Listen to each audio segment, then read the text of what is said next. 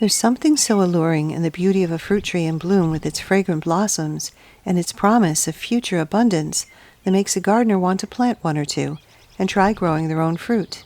And maybe you too have thought of going to your local nursery or garden center and picking out your own perfect little fruit tree. Once home, you'll pick out the perfect spot. You'll dig your hole, you'll plant your tree, you'll water it in, and then all that's left to do is wait. For 3 to 5 years, you'll wait.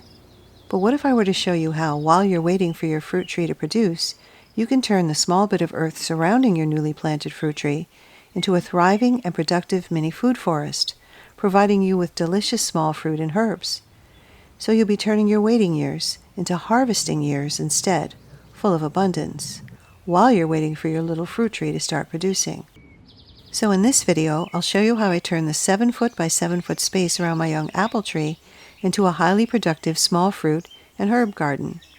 I'll show you the plants you can choose that will start producing quickly so that you can start harvesting from this space in the very first season.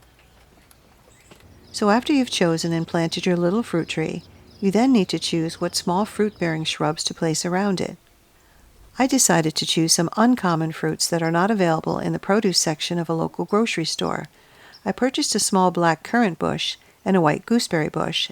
I then dug up a small red gooseberry bush that was growing on our farm and moved it to the food forest. I spaced these 3 bushes about 2 feet apart to give them ample room to grow, but close enough to create a lush food-bearing hedge behind the fruit tree once they matured.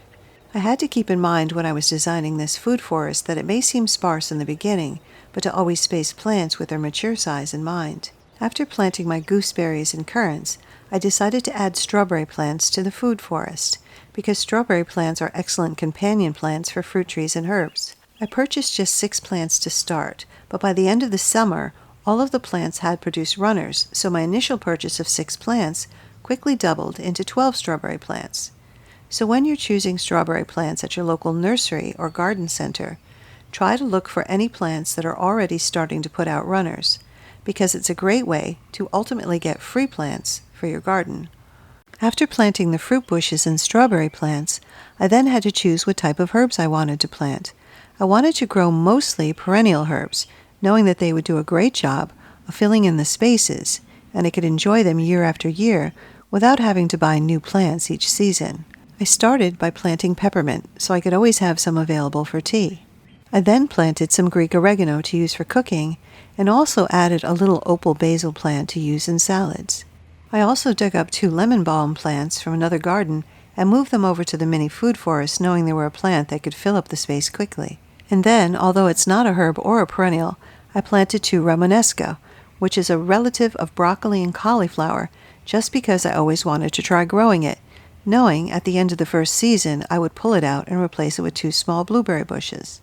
And lastly, I added 2 sage plants, and then nearby I planted both lemon and English thyme, with the hope that they would grow together into one big ground cover. And 1 year later, you can see that those 3 tiny little plants have meshed together and formed one glorious mat of aromatic and delicious thyme. It's grown so well that it's actually spilling over the sides of the raised bed.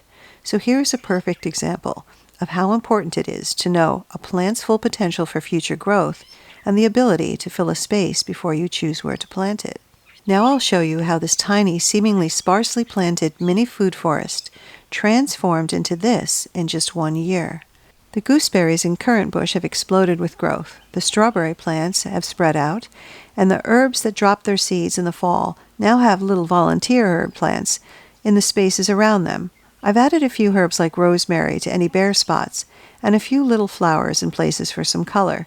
I plan on sprinkling some chamomile seeds in a few places to attract pollinators and to use as tea. If I had chosen to leave the area around the fruit tree bare, I would still be waiting for several years for the first fruit from my tree, but instead I'm reaping the bounty from this tiny space every day. There's so many different types of plants that would have worked well in this tiny space, like edible flowers, medicinal herbs, Asian greens, or even saffron crocus.